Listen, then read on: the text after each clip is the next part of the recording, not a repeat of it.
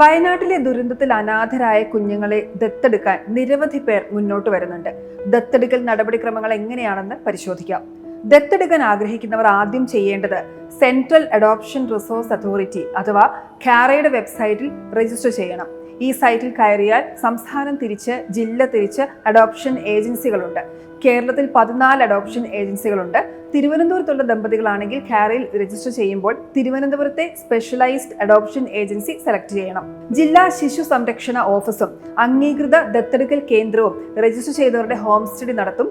ദത്തെടുക്കാൻ ആഗ്രഹിക്കുന്നവർ ശാരീരിക, മാനസിക, വൈകാരിക സ്ഥിരതയുള്ളവരാകണം. സാമ്പത്തികമായി കഴിവ് വേണം. ജീവന് ഭീഷണിയാകുന്ന ആരോഗ്യ പ്രശ്നങ്ങൾ ഉണ്ടാകാൻ പാടില്ല. ദമ്പതികളുടെ കാര്യത്തിൽ ഇരുവരുടെയും സമ്മതം വേണം. ഇനി അച്ഛന്റെയും അമ്മയുടെയും വയസ്സ് കൂട്ടുമ്പോൾ അത് 85 വയസ്സിൽ താഴെയാണെങ്കിൽ അവർക്ക് 2 വയസ്സ് വരെ പ്രായമുള്ള കുഞ്ഞുങ്ങളെ ദത്തെടുക്കാം. അച്ഛന്റെയും അമ്മയുടെയും പ്രായം കൂട്ടുമ്പോൾ 85നും 90നും ഇടയ്ക്കാണെങ്കിൽ 2 മുതൽ 4 വയസ്സ് വരെയുള്ള കുട്ടികളെ ദത്തെടുക്കാം. 90നും 100നും ഇടയ്ക്കാണെങ്കിൽ 4 വയസ്സ് മുതൽ 8 വയസ്സ് വരെയുള്ള കുട്ടികളെയും, 100നും 110നും ഇടയ്ക്കാണെങ്കിൽ 8 മുതൽ 18 വയസ്സ് വരെയുള്ള കുട്ടികളെയും ദത്തെടുക്കാം. 5 വയസ്സിന് മുകളിലുള്ള കുട്ടികളാണെങ്കിൽ അവരുടെ താല്പര്യം കൂടി പരിഗണിക്കണം. സിംഗിൾ പേരന്റ്, അതായത് ഒരു സ്ത്രീക്ക് മാത്രമാണെങ്കിൽ ഏത് ജെൻഡറിലുള്ള കുട്ടികളെയും ദത്തെടുക്കാം.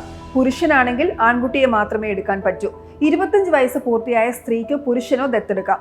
കുട്ടിയും രക്ഷിതാവും തമ്മിലുള്ള പ്രായവ്യത്യാസം 25 വയസ്സായിരിക്കണം. 55 വയസ്സിന് മുകളിലുള്ളവർക്ക് ദത്തെടുക്കാൻ പറ്റില്ല. രജിസ്റ്റർ ചെയ്ത് കഴിഞ്ഞ് 3 വർഷം ഇപ്പോൾ വെയിറ്റിംഗ് പീരീഡ് ഉണ്ട്. കേരളത്തിൽ ദത്തെടുക്കുന്നവരുടെ വാർഷിക വരുമാനം 2.5 ലക്ഷത്തിൽ കുറയരുത്. ഓരോ സംസ്ഥാനത്തെയും പരിധി വ്യത്യസ്തമാണ്. ഇനി വയനാട്ടിലേക്ക് വന്നാൽ ഇപ്പോഴത്തെ അവസ്ഥയിൽ പ്രായോഗിക തടസ്സങ്ങളുണ്ട്. ഇപ്പോൾ ക്യാമ്പുകളിലും ആശുപത്രികളിലുമുള്ള കുട്ടികൾ പൂർണ്ണമായും അനാഥരാണോ, അവർക്ക് എവിടെയെങ്കിലും ബന്ധുക്കളുണ്ടോ എന്നതെല്ലാം പരിശോധിച്ച് കണ്ടെത്തിയതിന് ശേഷമായിരിക്കും പുനരധിവാസം സാധ്യമാകൂ. എന്നിട്ടേ ദത്തെടുക്കൽ നടപടികളിലേക്ക് കടക്കാൻ കഴിയൂ. സാധാരണഗതിയിൽ ദത്തെടുക്കൽ നടപടികൾ മേൽ പറഞ്ഞതുപോലെയാണ്. ഇനി വയനാടിന്റെ സ്ഥിതിവിശേഷം പ്രത്യേക കേസായി പരിഗണിക്കുമോ എന്നതിൽ ഇതുവരെ അറിയിപ്പില്ല.